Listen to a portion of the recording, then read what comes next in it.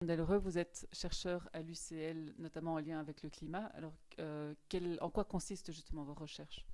Mes recherches portent sur l'action extérieure de l'Union européenne et je suis principalement intéressé au rôle de l'Union européenne dans des négociations internationales, particulièrement des négociations internationales qui traitent sur l'environnement et le climat. On doit savoir que c'est l'Union européenne qui représente les États membres dans de telles négociations et donc il est intéressant de voir comment l'Union européenne se positionne par rapport à des pays tiers et comment en fait l'Union européenne fonctionne en interne, les relations entre la Commission européenne et les États membres, quand l'Union européenne acte comme euh, joueur global, disons, dans ces négociations internationales. Alors, on arrive bientôt au sommet mondial sur le climat, la COP 21. Quelles sont vos attentes par rapport à cette COP 21?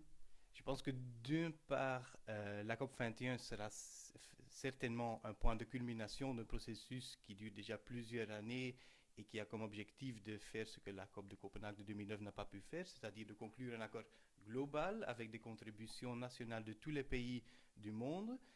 Mais d'autre part, ça va sans doute aussi être un point de départ pour un nouveau régime international sur le climat, parce qu'on sait déjà avec tout ce qui est sur la table maintenant que les différentes contributions nationales ne seront pas suffisantes pour limiter le réchauffement climatique vers un niveau qui est considéré comme gérable. Donc après Paris, ces contributions devront certainement être révisées et renforcées.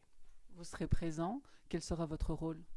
Je serai membre normalement, je serai membre de la délégation belge et la Belgique a une tradition aussi d'inclure des stakeholders, y inclut des chercheurs dans sa délégation.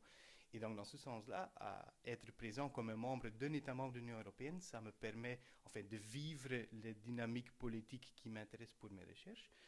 En faisant l'observation participante, je pourrais bien observer l'objet de mes recherches ainsi que le contexte institutionnel dans lequel l'Union européenne s'agit.